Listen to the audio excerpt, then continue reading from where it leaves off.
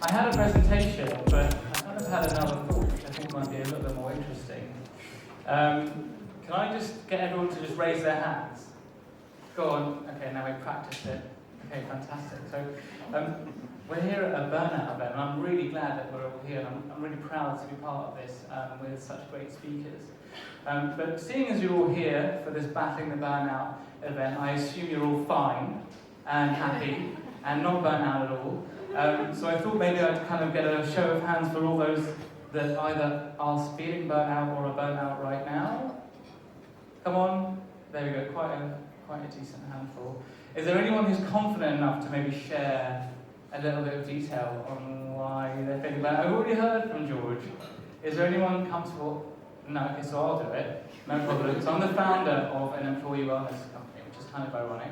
I'm the sole founder. My company is all about trying to help companies give tools to their staff to make life a little bit better, make life feel a little bit more colourful. Because I know that obviously we work so hard, a lot of us, and especially in a city like this where, pressures do bear down on us. So our mission is really to help companies give you better tools to feel better. But I think for us, or for me at least, I've had to put everything into this company in the last 6 months, and George mentioned it. You do put a lot of, it's not just hours, it's your whole life and your soul into this business.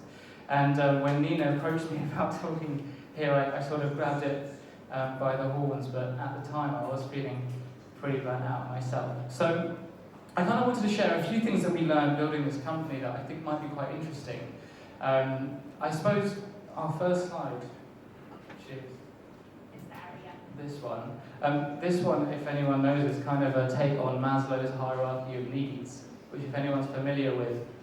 And what we kind of set out to do is, okay, yoga and meditation are obviously very good things, and they help people immensely, especially with stress and feeling burnt out. But I thought that our hunch, I suppose, as a company was, if you haven't sorted out the basics, so getting good pay, feeling secure in your job and your relationships, feeling secure in general in life, then everything above it is very difficult to attain.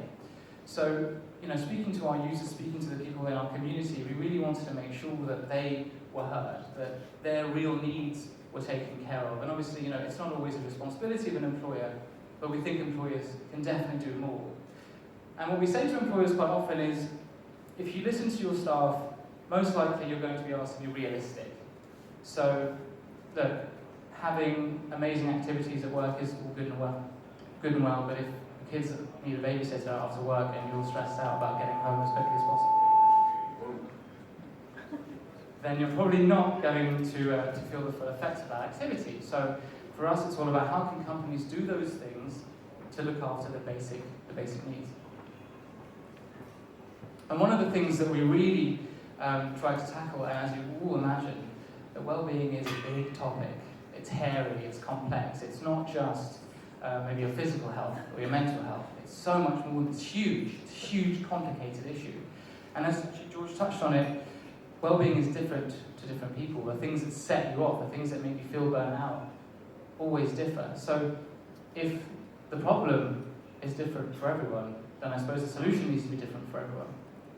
For example, maybe eating better, well, I suppose it's good for everybody, but in certain cases, people have different needs and different wants for that.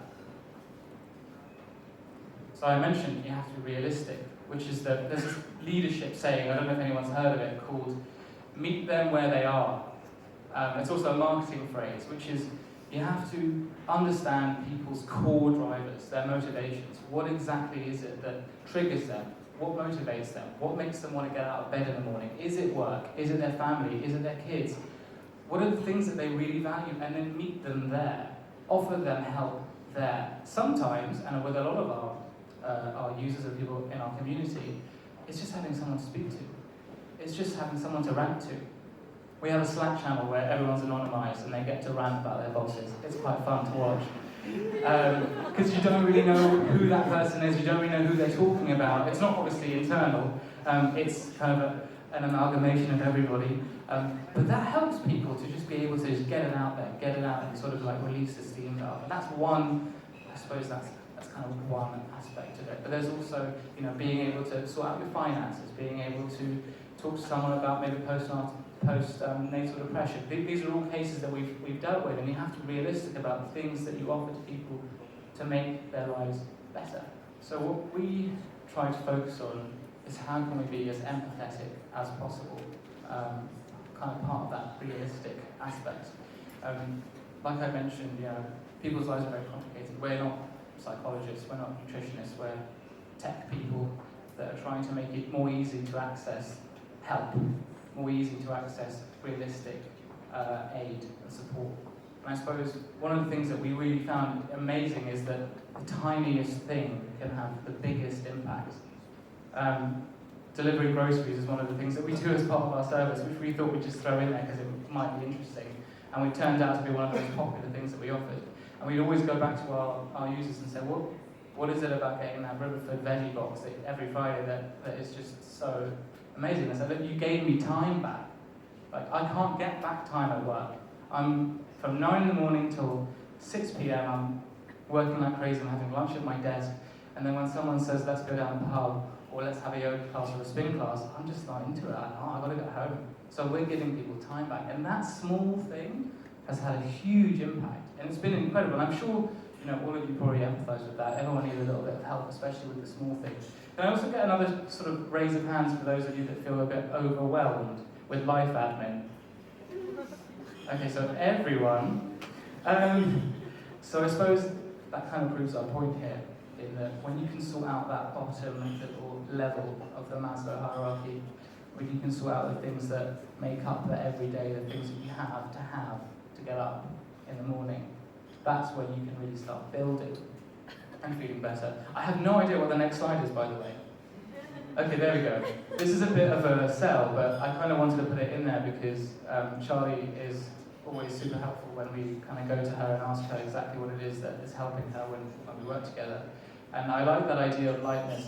Actually, George also touched on that idea of lightness, being able to sort of just, get it off your shoulders.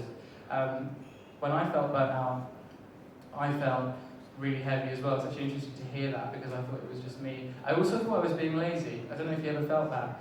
And that feeling of lightness is kind of something that we really want to spread. We want to get people to feel like I can go to work and enjoy my job and not like in a meeting have in the back of my head, fuck, like who's going to look after the kids today, like after work, like what am I going to do? I want to go out, but all that kind of shit that you have in the background.